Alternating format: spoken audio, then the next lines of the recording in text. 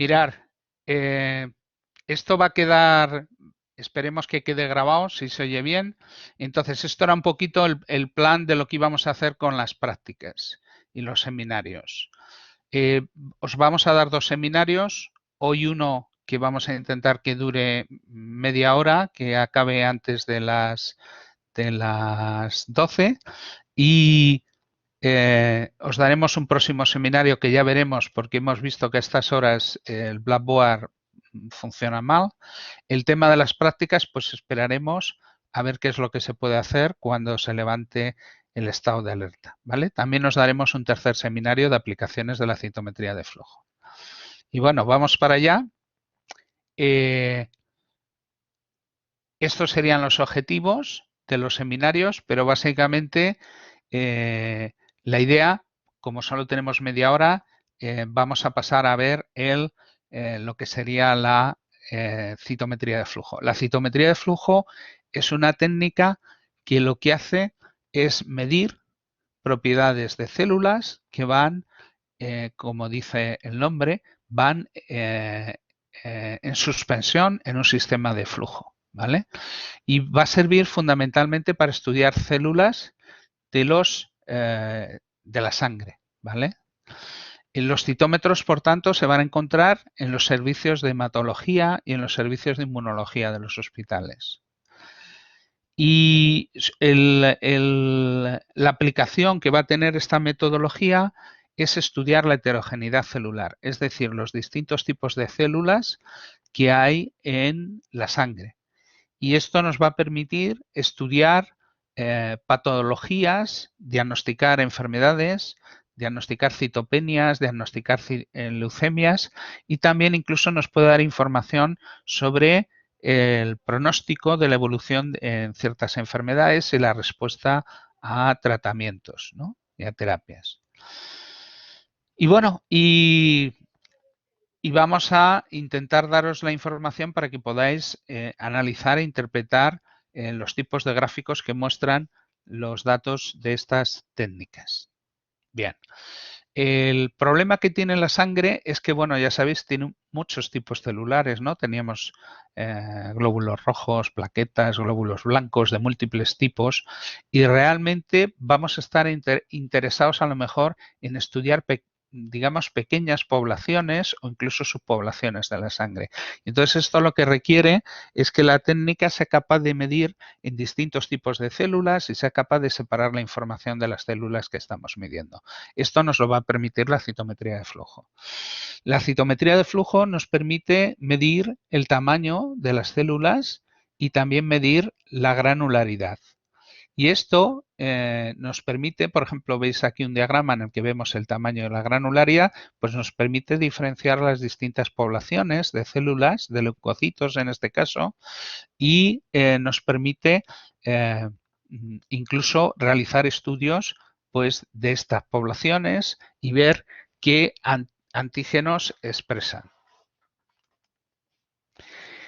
¿Cómo vemos las poblaciones? Bueno, pues básicamente lo que vamos a hacer es, en cierto modo, colorear a los linfocitos marcando sus antígenos específicos de distintos tipos celulares con anticuerpos. Y así, por ejemplo, podemos diferenciar los linfocitos T, los B, las células NK.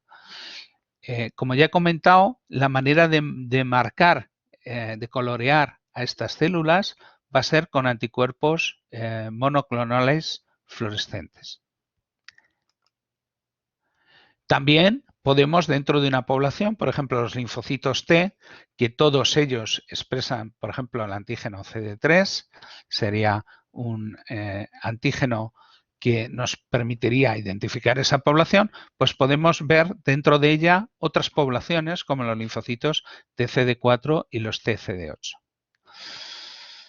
Si esto nos vamos al total de los leucocitos, pues fijaros, tenemos un antígeno, el CD45, que lo expresan todos los leucocitos y dentro de ellos podemos diferenciar distintas poblaciones. Por ejemplo, dentro de los leucocitos podemos diferenciar los neutrófilos que expresan CD15, los monocitos que expresan CD14, las células B que expresan CD19, las natural killer, que expresan CD56, los linfocitos T, que expresan CD3, y luego dentro de los linfocitos T podemos ver incluso subpoblaciones CD4, CD8 positivas, y dentro de esas poblaciones incluso podemos ver las células, digamos, más nuevas, más jóvenes, y las células que tienen un fenotipo memoria, que por ejemplo expresarían el antígeno CD45RO.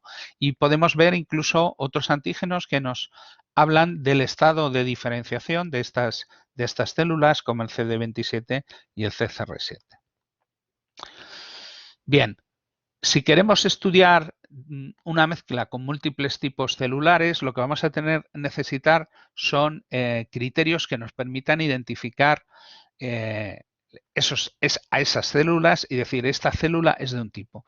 Esto, bueno, hace un siglo pues empezó a hacer con la morfología al microscopio, pero ahora tenemos otros criterios como criterios, por ejemplo, genotípicos o fenotípicos que nos van a permitir, estudiando genes o estudiando RNAs o estudiando proteínas, pues saber si una célula es de un tipo o es de otro tipo. En esto lo que nos va a ayudar mucho son los antígenos de diferenciación leucocitaria, que más o menos, imaginaros, es como la tabla periódica de los elementos, pues esto sería como la tabla periódica de las proteínas de superficie de los distintos tipos celulares. Y por eso se les pone un CD y se pone un número, y de esa manera los utilizamos como marcadores específicos de tipos celulares. Para estudiar, digamos, estas poblaciones celulares vamos a necesitar métodos que nos permitan, por un lado, realizar medidas en células individuales, que sean capaces, además de realizar varias medidas en cada célula, es decir, medir varias cosas, y a su vez que sea capaz de medir esas propiedades en grandes números de células individuales. Es decir, ahí vamos a estamos estudiando poblaciones, como si estuviéramos haciendo una encuesta electoral. Entonces, si queremos estimar porcentajes de células que son de un determinado tipo, cuantas más células miremos, pues mejor resultado obtendremos. Y entonces lo que vamos a hacer es tenemos que intentar, pues a lo mejor estudiar miles de células, y eso, pues por ejemplo, con un microscopio, pues no se puede hacer, y entonces los citómetros de flujo tienen esa ventaja. Y luego tenemos que todos esos datos que estamos obteniendo, tenemos que ser capaces de almacenarlos, procesarlos y analizarlos, ¿vale? Bien, por tanto, la citometría de flujo tendría unas ventajas. Va a permitir hacer estas cosas que hemos dicho. Vamos a poder hacer múltiples medidas en grandes números de células individuales. Eso nos va a dar medidas mucho más válidas y representativas, mucho más precisas, y con menos tiempo de trabajo vamos a obtener mucha más información fiable. Las desventajas, pues que esto nos da información sobre células sueltas, no nos da información sobre sobre la disposición de las células en tejidos sólidos, y tampoco nos da información, o sea, nosotros vemos si una célula tiene un antígeno o no lo tiene, pero no nos da información sobre si lo tiene en el núcleo o si lo tiene en una determinada región del citoplasma. ¿Cómo funcionaría la citometría de flujo? Bueno, pues va a tener un sistema de flujo, es decir, una corriente de líquido que lleva nuestras células de una en una y las va a hacer pasar por delante de un láser, y la luz del láser sería esta luz azul, incide sobre las células van a provocar cambios en la dirección de la luz en función del tamaño que tengan, en función de la granularidad también producirán digamos, un reflejo o un cambio en la dirección de esa luz, pero en ángulos grandes, 90 grados, y eso es lo que se va a llamar el sight, el detector lateral. Y luego también, si hemos marcado a esas células con anticuerpos fluorescentes, pues van a enviar pues luz fluorescente que vamos a poder medir en distintos colores. Por tanto, vamos a ver ahora las partes de un citómetro de flujo. Primero tendríamos un sistema de flujo que es el que lleva las células delante del láser.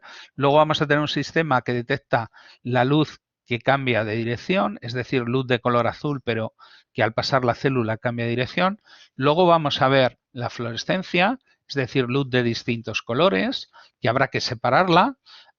Estas señales luminosas son muy débiles y hay que amplificarlas. Luego, esto lo veremos en el segundo seminario, veremos cómo se corrigen los errores y que se pueden producir en estas medidas y cómo se digitaliza y almacena y analiza esa información. Pero hoy vamos a ver la primera parte. Y empezamos por el flujo. Aquí tendríamos nuestro tubo de muestra. Esto blanco sería el aire. Al poner el tubo en el citómetro de flujo inyecta aire. Esto presiona la muestra con las células marcadas y estas muestras van a introducirse por un pequeño tubo muy fino que va a permitir que las células vayan apuntando hacia un láser. Es muy importante apuntar bien las células porque este láser a lo mejor tiene una anchura de 100 micrómetros, es decir, es realmente fino. Entonces, para enfocar las células, antiguamente lo que se hacía era utilizar tubos muy finos, pero el problema era que se atascaban. Ahora lo que se hace es, se utiliza una cámara de flujo de forma cónica, ¿eh? En la cual tenemos la columna de líquido en la cual van las células de la muestra y lo que se hace es envolver esa columna en una especie como de tubo virtual que está formado por un fluido envolvente, ¿vale? Y esto, bueno, pues ha permitido que los citómetros de flujo pues puedan medir bien sin atascarse.